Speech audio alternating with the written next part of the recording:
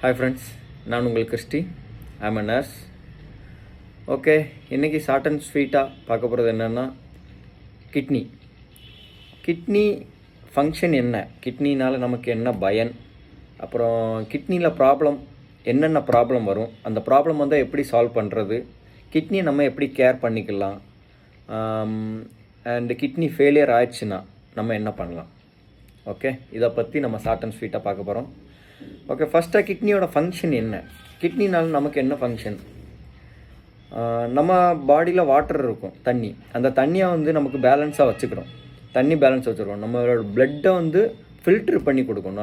கெட்ட பிளட் எல்லாத்தையும் நல்ல பிளட்டாக சேஞ்ச் பண்ணி கொடுக்குறது இந்த கிட்னி தான். வாட்டர் எலிமினேஷன் இருக்குது. அப்புறம் நமக்குள்ள பிளட் ப்ரெஷர் இன்க்ரீஸ் ஆகாமல் டிக்ரீஸில் கரெக்டான லெவலில் வச்சு கொடுக்கறது இந்த கிட்னி தான்.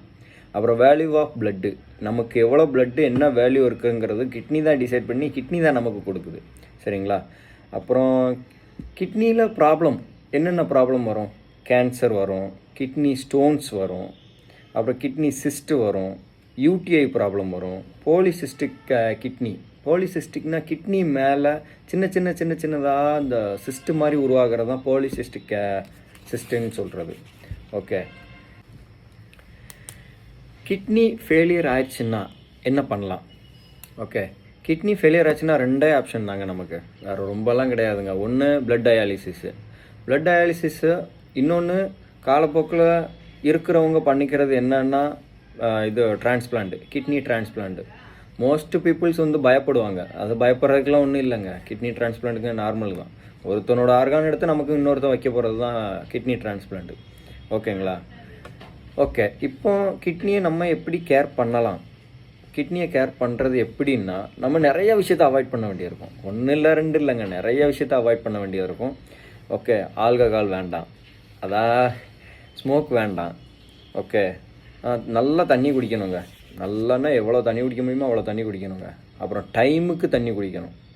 ஓகே, டைமு தான் வெரி இம்பார்ட்டண்ட்டு. அப்புறம் தண்ணி குடிக்கிறேங்கிற பாயில் வாட்டர் குடித்தா இன்னும் பெட்டராக இருக்கும். ஏன்னா இப்போ உள்ள வாட்டர் பியூரிஃபைடா அல்லது எப்படின்னு எங்களுக்கு தெரியலல்ல, நமக்கு தெரியாது. ஓகே, அதனால் பப்படம் வாங்க நினைக்கிறேன். ஓகே, அப்பளம் அவாய்ட் பண்ணுறது ரொம்ப நல்லது. ஏன்னா அந்த அப்பளத்தில் தான் உப்பு நிறையா இருக்குது. அப்புறம் ஊறுகாய் இருக்குது, பிக்கிள், அதை அவாய்ட் பண்ணுறது நல்லது. அப்புறம் ஓவர் சால்ட்டு ஃபுட்டில் எடுக்காமல் இருக்கிறது ரொம்ப நல்லதுங்க. ஓகே, நான்வெஜ்ஜு ரொம்ப அவாய்ட் பண்ணுறது ரொம்ப நல்லது. ஓகே, இவ்வளோத்தையும் பண்ணால் நமக்கு கிட்னியை எவ்வளோ சேஃபாக வைக்க முடியுமோ அவ்வளோ சேஃபாக நம்ம பாதுகாத்து வந்துக்கலாம். Okay, thank you.